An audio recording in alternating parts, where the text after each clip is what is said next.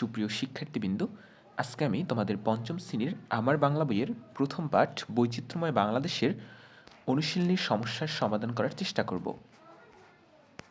চলো তাহলে তোমাদের অনুশীলনীর সমস্যাগুলোর সমাধান করার চেষ্টা করি। এখানে অনুশীলনীর 1 নম্বরে দেওয়া আছে বর্ণ সাজিয়ে শব্দ লিখি। আচ্ছা, তোমাদের কিছু বর্ণ এলোমেলোভাবে দেওয়া থাকবে, সেই বর্ণগুলোকে তোমাদের সাজিয়ে শব্দ লিখতে হবে। যেমন প্রথমে দেওয়া আছে মি জন্মভূ, এটা হবে জন্মভূমি। পরেরটা আছে রিক্সা, এটা হবে শারীরিক। পরেরটা আছে ত্রচিবে, এটা হবে বৈচিত্র্য। পরেরটি ত্রিসম্প্রী, সম্প্রীতি। এরপর গতিষ্ঠিজা, এটা হবে জাতিগোষ্ঠী। ঠিক আছে, তাহলে আমরা 1 নম্বরের সমাধান করে ফেললাম। 2 নম্বরে দেওয়া আছে শব্দ নিয়ে খালি জায়গায় বসে। এখানে তোমার 5টি বক্সে 5টি শব্দ দেওয়া থাকবে এবং নিচে 5টি খালি ঘর দেওয়া থাকবে। এর থেকে বাছাইকৃত যেই শব্দটি এর সাথে সম্পৃক্ত সেই শব্দটি বসাতে হবে। যেমন এখানে 5টি শব্দ দেওয়া আছে: সাংরাই, রেললাইন, উৎসব, জীবিকা, সমৃদ্ধ। আমাদের এই 5টি শব্দ নিয়ে এই খালি ঘরে বসাতে হবে। চলো আমরা বসিয়ে ফেলি। তাহলে চলো এবার উপযুক্ত শব্দ বসিয়ে খালি ঘরগুলো পূরণ করি। যেমন প্রথমে দেওয়া আছে এদেশে আছে নানা ধরনের, তাহলে কী হতে পারে? উৎসব। বৈচিত্র্য আর ভিন্নতাই সমৃদ্ধ করছে দেশকে, তাহলে এটা কী হবে? সমৃদ্ধ। রেল লাইন ধরে চলে রেলগাড়ি, এটা হবে রেল লাইন। রাখাইনদের রয়েছে সাংরাই আর চাকমাদের বিজু উৎসব। মানুষ যে ধরনের কাজ করে ঢ্যাস নির্বাহ করে, তাহলে এটা কী হবে? জীবিকা নির্বাহ করে, সেই কাজকে তার পেশা বলে। চলো এবার দেখি তোমাদের 3 নম্বরে কী দেওয়া আছে। 3 নম্বরে দেওয়া আছে প্রশ্নের উত্তর বলি ও লিখি।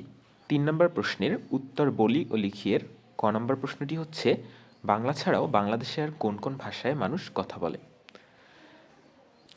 তোমরা যদি ভালোভাবে বৈচিত্র্যময় বাংলাদেশ গল্পটি পড়ে থাকো বা আমার দেওয়া আগের ভিডিওটি দেখে থাকো, তাহলে খুব সহজেই প্রশ্নগুলোর উত্তর করতে পারবে। চলো তাহলে ক নম্বর প্রশ্নের উত্তরটি লিখি।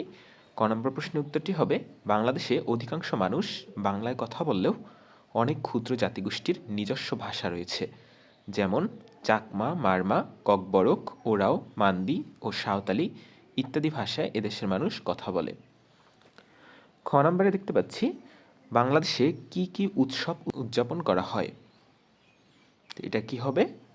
বাংলাদেশে সব ধর্মের মানুষ মিলেমিশে উৎসব পালন করে। এখানে ঈদুল ফিতর, ঈদুল আজহা, দুর্গাপূজা, বুদ্ধ পূর্ণিমা ও বড়দিন পালন করা হয়।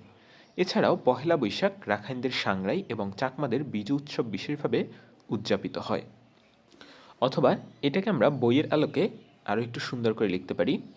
যেমন মুসলিমদের প্রধান ধর্মীয় উৎসব ঈদুল ফিতর ও ঈদুল আজহা, হিন্দুদের প্রধান ধর্মীয় উৎসব দুর্গাপূজা, বৌদ্ধদের বুদ্ধ পূর্ণিমা আর খ্রিস্টানদের বড়দিন।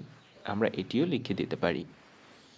গ নম্বর প্রশ্নটি আছে সড়ক, নদী ও আকাশপথে কি কি বাহন দেখা যায়। এটার উত্তর হবে বাংলাদেশে যাতায়াতের জন্য নানা রকম বাহন রয়েছে। সড়ক পথে বাস, মোটর গাড়ি, রিক্সা ও সাইকেল চলে। নদীপথে নৌকা, লঞ্চ ও জাহাজ চলে এবং আকাশপথে উড়োজাহাজ চলাচল করে। এরপর গহ নম্বর প্রশ্নের উত্তর খুঁজি। গহ নম্বর প্রশ্নটি হচ্ছে কোন পেশার মানুষ কি কাজ করে। তাহলে বাংলাদেশে নানা পেশার মানুষ বাস করে, যেমন কৃষক জমিতে ফসল ফলান, জেলেরা নদী ও সাগরে মাছ ধরেন, কামার লোহার জিনিস তৈরি করেন এবং কুমার মাটি দিয়ে হাঁড়িকুড়ি তৈরি করেন। এছাড়াও তাঁতিরা কাপড় বোনেন। গ নম্বরের প্রশ্নটি হচ্ছে বৈচিত্র্য কিভাবে বাংলাদেশকে সুন্দর করেছে। ঠিক আছে, এটার উত্তর হবে বাংলাদেশের মানুষ ভিন্ন ভিন্ন ভাষা, ধর্ম ও পেশার হলেও সবার হৃদয়ে দেশের প্রতি ভালোবাসা এক।